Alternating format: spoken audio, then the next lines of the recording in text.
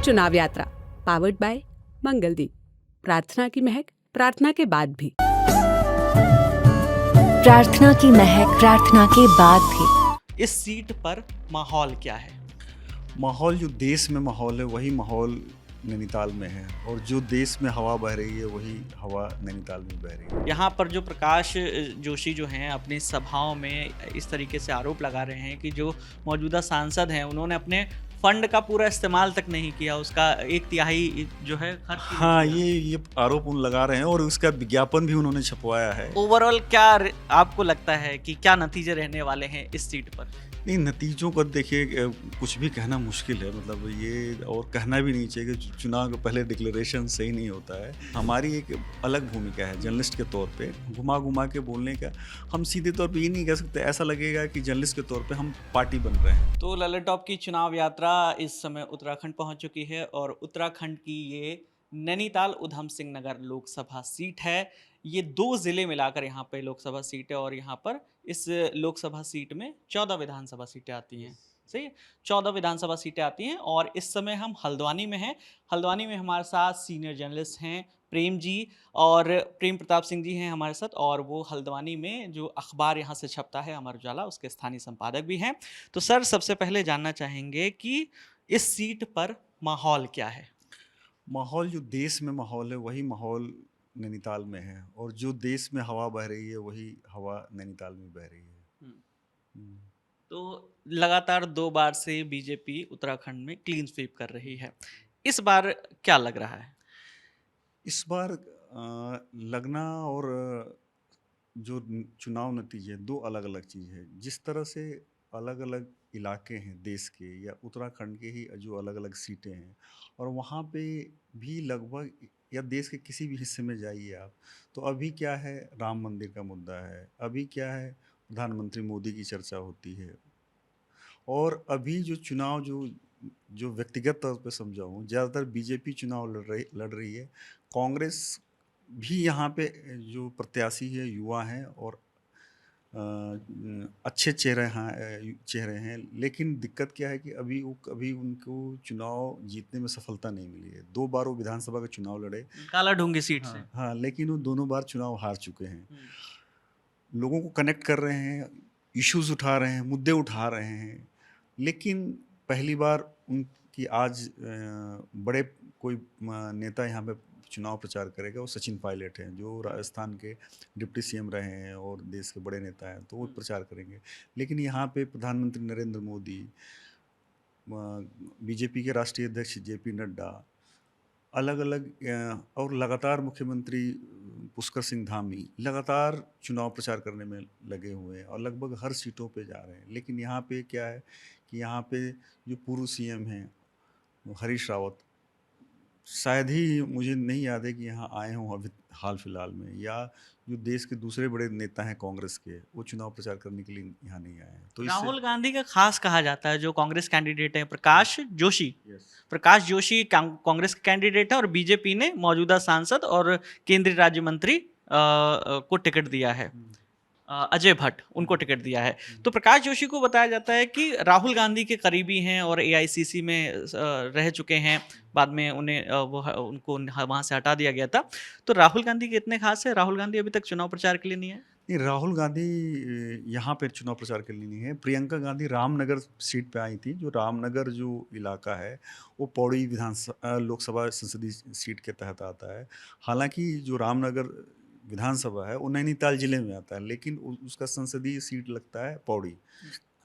लेकिन नैनीताल संसदीय सीट को लेकर ना तो प्रियंका गांधी, ना तो राहुल गांधी, या ना कांग्रेस के दूसरे बड़े नेता अभी तक यहाँ चुनाव प्रचार करने के लिए। मैं कांग्रेस का जो चुनाव प्रचार देख रहा था, कांग्रेस यहाँ पर बीजेपी पर आरोप लगा रही है कि यहाँ नाराजगी है। जो मौजूदा सांसद हैं, लगातार से 2 बार जो सांसद रह चुके हैं, और जो है टिकट बदलने पड़े थे यहाँ पर, ऐसा कुछ।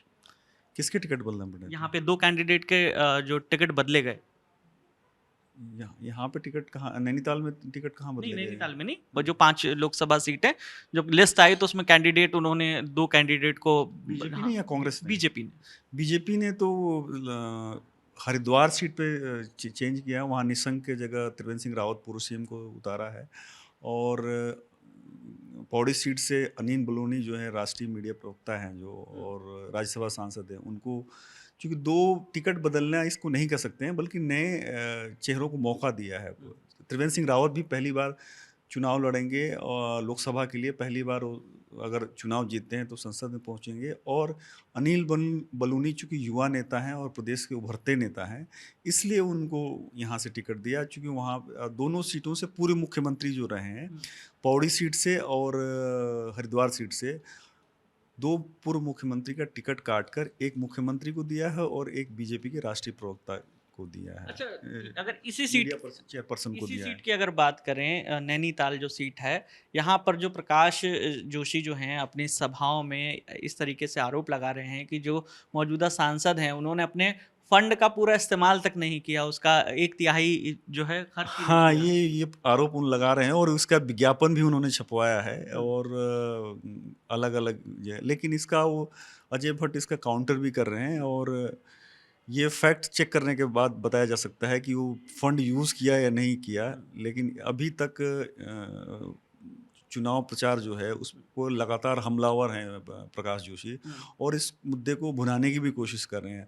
ये है कि हमने एक अभी कुछ दिनों पहले खबर छापी थी कि जो सांसद जो यहाँ के लोग हैं 2 अल्मोड़ा से और नैनीताल से, तो दोनों सांसदों ने जो गांव गोद लिए थे, वो रिपोर्ट मैंने पढ़ी थी। हाँ, वो गांव गोद लिए थे, उनमें उनकी सक्रियता बहुत कम। गांव तो गोद ले लिए लेकिन वहाँ काम नहीं किया उन लोगों ने। कुछ गांव में तो मूलभूत सुविधाएं भी नहीं, 4-4 5-5 गांव गोद लिए। हाँ, गोद ले लिए, गोद लेके लवारिश छोड़ दिए। तो ये हमने बड़ी रिपोर्ट्स प्रकाशित की थी, तो ये जरूर चर्चा है कि वहाँ पे मतलब इस तरह से सांसद अगर आप गोद ले रहे हो तो उसको गंभीरता से लेना चाहिए और वहाँ के लोगों को जो जो पैरामीटर से जो गोद लेने का उसमें पूरा करना चाहिए। तो प्रधानमंत्री अपनी मीटिंग्स में इस सांसदों के गांव गोद लेने को बड़ा प्रमुखता से रखते हैं कि अगर सांसद गांव गोद लेगा तो उसका उद्धार होगा। ऐसे ही वहाँ बिहार में गिरिराज सिंह बेगूसराय में वहाँ भी विरोध हो रहा है क्योंकि गांव में कुछ काम नहीं कराया। नहीं, ये तो विज़न अच्छा है कि अगर कोई गांव गोद ले, सोचिए जरा कि 500 से ज़्यादा जो 44 सांसद हैं, अगर हर सांसद 4-4 गांव गोद ले तो कितने गांव का उद्धार हो जाए। ये विजन तो बहुत ज़बरदस्त विजन है कि इतने गांवों का उद्धार हो जाए, लेकिन सांसद जो लोग हैं वो कितने इसको अच्छे से इम्प्लीमेंट करते हैं, ये देखना रोचक है। और ये देखना भी है कि वो कर रहे हैं कि नहीं कर रहे हैं, अलग अलग इलाकों में, अलग अलग जिलों में कर रहे हैं कि नहीं कर रहे हैं। अच्छा, एक अजय बिष्ट की अगर बात करें तो सक्रियता कितनी है उनके क्षेत्र में? बहुत बड़ी लोकसभा है उनकी, कितनी 14 विधानसभा आती हैं, कितने सक्रिय हैं इलाके में? सक्रियता को तो आप चैलेंज नहीं कर सकते हो, क्योंकि अजय भट्ट मैक्सिमम समय अपने इलाके में ही रहते हैं। ऐसा चूँकि ऐसा जब से मैं यहाँ हूँ हल्द्वानी में, तब से तो वो कभी उधम सिंह नगर, कभी नैनीताल, वो लगातार अपने इलाकों में सक्रिय रहते हैं, जाते तो हैं। मतलब ऐसा उनकी लगातार जब मंत्री थे या सांसद थे तो अलग अलग लोगों से संपर्क करना, मिलना, और सक्रियता में कोई कमी नहीं है, ऐसे जो चर्चा है करके सब। उनके पास पर्यटन मंत्रालय का भी प्रभार है, राज्य मंत्री हैं उसके, तो यहाँ कुछ पर्यटन के लिहाज से कुछ नजर आया नैनीताल उधम सिंह नगर में? अभी एक बहुत मेगा प्रोजेक्ट लाने की चर्चा है कि जो काठगोदाम हल्द्वानी में है, काठगोदाम से सीधे नैनीताल रोपवे बनाने की बात हो रही है। और कितने किलोमीटर होगा ये? वो किलोमीटर तो नहीं बता सकता, लेकिन अभी इन्होंने टेंडर जारी करा है, मतलब जस्ट आचार संहिता लागू होने से पहले उसका खबर भी कि 15 मिनट में आप काठगोदाम से नैनीताल पहुंच जाएंगे। और यहाँ के लिए कुछ ट्रेनों के लिए एफर्ट लगाया, जो पंजाबी कम्युनिटी है उनके लिए शायद काला ढूंगी से या कहीं से ट्रेन चलाने के लिए पंजाब में अमृतसर तक उन्हें काफ़ी एफर्ट्स किया था। अब इश्यूज वो संसद में उठाते रहे यहाँ के, और लोगों के प्रॉब्लम्स को तो जो बांध का प्रोजेक्ट था उसकी तो खूब चर्चा होती है। हाँ, वो दावा तो करते हैं, लेकिन दावा उसमें ये भी है कि उसमें चूँकि बहुत सारे पहले भी वो चूँकि 10 साल रहे हैं, लेकिन इसमें क्या है कि मुख्यमंत्री ने भी काफ़ी इसमें गंभीरता से लिए, चूँकि उनका भी ये इलाका है, सीएम का उधम सिंह नगर से आते हैं वो तो, और हल्द्वानी उनका से लगातार संपर्क है। तो सीएम ने भी इसको काफ़ी परस्यू किया, चूँकि इसके ये बहुत पुराना प्रोजेक्ट है, लगभग 30-40 साल पुराना प्रोजेक्ट है। लेकिन धामी ने काफ़ी इसको लेके सक्रियता दिखाई, या धामी के मतलब लगातार कोशिश अजय भट्ट ने भी किया, लेकिन अजय भट्ट के अलावा धामी की मतलब ज़्यादा रहा उसमें सक्रियता की, जिसके अच्छा, एक चीज़ और हम जानना चाहेंगे, ये जो लोकसभा सीट है, यहाँ वोटर्स का थोड़ा-सा गणित आप अगर हमारे दर्शकों को समझा पाएँ कि यहाँ पर जो है पंजाबी जो सिख वोटर्स की संख्या भी ज़्यादा है, ऐसा भी है क्या? नहीं। देखिए, ये क्या है कि जो नैनीताल और उधम सिंह नगर संसदीय सीट है, इसमें मतलब एक तरह से मिनी इंडिया है। यहाँ पे यूपी के लोग भी हैं, और बंगाली समुदाय के लोग भी हैं, और पहाड़ी भी समुदाय के हैं। जो हमारा 9 उधम सिंह नगर जिले के 9 संसदीय सीट हैं, तो उसमें पंजाबी कम्युनिटी भी है, जैसे काशीपुर वाला इलाका, रुद्रपुर वाला इलाका, बाजपुर वाला इलाका जो विधानसभा है, सितारगंज सितारगंज, तो वहाँ पे ना बड़ी संख्या में पंजाबी कम्युनिटी के लोग रहते हैं। वो भी है। दूसरा क्या है कि बिहार के काफ़ी लोग रहते हैं, पूर्वी उत्तर प्रदेश के लोग रहते हैं। पूर्वी उत्तर प्रदेश के जो स्वतंत्रता सेनानी थे, बलिया वगैरह के लोग, उनकी ज़मीनें यहाँ मिली हुई है, वो रहते हैं। बंगाली समुदाय के लोग काफ़ी रहते हैं। फिर पहाड़ के लोग यहाँ, जैसे नैनीताल है, हल्द्वानी है, या दूसरे जो विधानसभा सीटें हैं, आपका भीमताल हो गया, तो यहाँ पे पहाड़ी कम्युनिटी के लोग ज़्यादा हैं। तो यहाँ पे हर तरह का वोटर इम्पैक्ट करता है। मतलब एक वोटर का ये कह सकते हैं कि अगर ये वोटर नाराज़ होगा तो इनकी जीत या इनकी हार हो जाएगी, ऐसा नहीं है। यहाँ पे मिला-जुला असर है। अच्छा, आपका तो ये एडिशन भी है और आपकी टीम जो है ग्राउंड्स पे जो है ग्राउंड रिपोर्ट कर रही है। तो ओवरऑल क्या आपको लगता है कि क्या नतीजे रहने वाले हैं इस सीट पर? नहीं, नतीजों का देखिए कुछ भी कहना मुश्किल है। मतलब ये, और कहना भी नहीं चाहिए कि चुनाव के पहले डिक्लेरेशन सही नहीं होता है।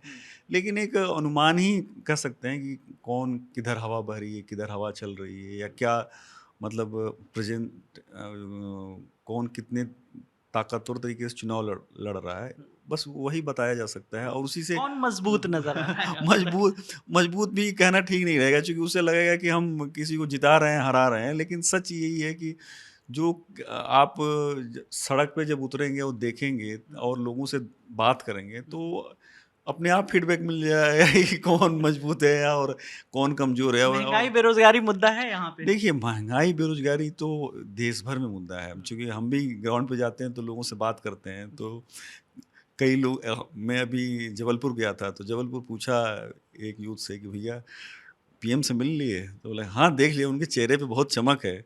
तो क्या है? तो राहुल गांधी तो कहते हैं कि बीजेपी सरकार ने महंगाई और बेरोजगारी कर दी। कोई बात नहीं भाई, हम तो मोदी जी से खुश हैं, कुछ भी है करके। तो ये मतलब एक तरह की हवा जो है, जो चल रही है, वो तो देश भर में चल रही है। महंगाई बेरोजगारी तो इशू है ही, लेकिन क्या है कि वो इशू चुनाव में नहीं है। इशू है लेकिन चुनाव में नहीं है। वो चुनाव में कहीं नज़र नहीं आते। लोग इस इशू पे वोटिंग नहीं करेंगे। हाँ। और बस चलते चलते हमारे दर्शकों को थोड़ा सा उत्तराखंड की जो 5 लोकसभा सीटें हैं उनके बारे में थोड़ा सा जोग्राफिकली बता दीजिए, कौन सी सीट और कहाँ कहाँ आती है? देखिए, जो नैनीताल सीट है, इसमें 2 ज़िले हैं। इसमें नैनीताल और उधम सिंह नगर की 14 सीटें आती हैं। अल्मोड़ा में है वो पिथौरागढ़, अल्मोड़ा, बागेश्वर, चंपावत, 4 ज़िले की सीटें हैं, 14 सीटें हैं। और इसी तरह से पौड़ी में है कुछ जो सीटें हैं, नैनीताल की रामनगर की है, और पूरा चमोली है, और उत्तरकाशी है, थोड़ा सा देहरादून है, और रुद्रप्रयाग है। तो ऐसे हैं। और इसी तरह से आप टिहरी चले जाइए, तो टिहरी में भी कुछ सीटें उत्तरकाशी की लगती हैं, कुछ देहरादून की लगती हैं, जैसे चक्राता सहसपुर वाला इलाका है, और फिर टिहरी की लगती हैं। और फिर आगे हम हरिद्वार जाएंगे, तो हरिद्वार में जो है, हरिद्वार की पूरा है, और देहरादून की जो सीटें हैं उसमें डोईवाला लगती है, ऋषिकेश लगती है, और एक सीट और है। 3 सीटें जो है देहरादून की लगती हैं। तो इस तरह से मतलब मिक्सअप है करके दोनों।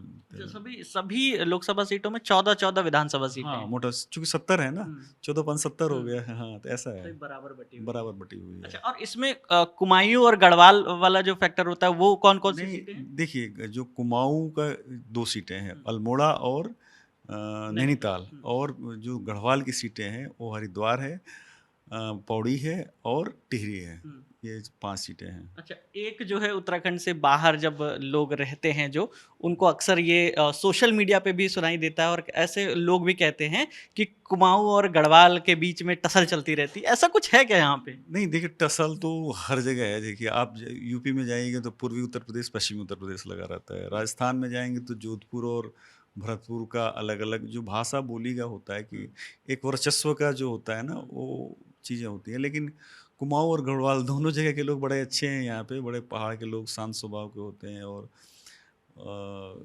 मतलब ऐसा ऐसा सच नहीं है, लेकिन अंदर खाने क्या होता है, समझते क्या है, लेकिन हल्का फुल्का तो हर जगह होता है। लेकिन यहाँ पे मैंने महसूस नहीं किया करके। और यहाँ पे बात भी हमने की तो वोटर बड़ा साइलेंट टाइप का है, खुल के बोलता भी नहीं हाँ है। साइलेंट किलर है यहाँ पे वोटर। आपको घुमा घुमा के बताएगा, सीधे सीधे नहीं बताएगा। कोई कोई वोटर जो वोकल है, यूथ है, वो वोकल है और वो आपको जरूर बताएगा। लेकिन सच ये है कि वोट दे के आएगा तब भी नहीं बताएगा, कहेगा कि दे दिया ना हमने, ऐसा बोलेगा जैसे कि वोटर। आपने अभी हमें ग्राउंड रिपोर्ट के बावजूद घुमा घुमा के नहीं, बताया। घुमा घुमा के देखिए, हमारी एक अलग भूमिका है जर्नलिस्ट के तौर पे, घुमा घुमा के बोलने का। हम सीधे तौर पे ये नहीं कह सकते, ऐसा लगेगा कि जर्नलिस्ट के तौर पे हम पार्टी बन रहे हैं। हम तो दूसरे से पूछ लेते हैं, लेकिन हमें ये बताना मुश्किल होता है कि हम कि अभी भाई एज ए पार्टी के तौर पे हम इनको जिता रहे हैं, इनको हरा रहे हैं। ये सही नहीं रहता है। आपको हाँ इंडिकेशन जरूर होता है कि इससे कौन जीत रहा है, कौन हार रहा है। बस इतना ही है कि हम डायरेक्ट कहना ठीक भी नहीं है एज ए जर्नलिस्ट ना। ये वाली चर्चा हम जो है ऑफ कैमरा कर लेंगे, और हम आपको जो है नैनीताल उधम सिंह नगर लोकसभा सीट पर वोटर्स का क्या मिजाज है हम वो भी बताएंगे। इस पूरे वीडियो पर आपकी जो भी राय है हमें कमेंट सेक्शन में ज़रूर बताइएगा। कैमरे के पीछे मेरे साथी हनी हैं, मेरा नाम विकास वर्मा है। देखते रहिए दी लल्लन टॉप। शुक्रिया।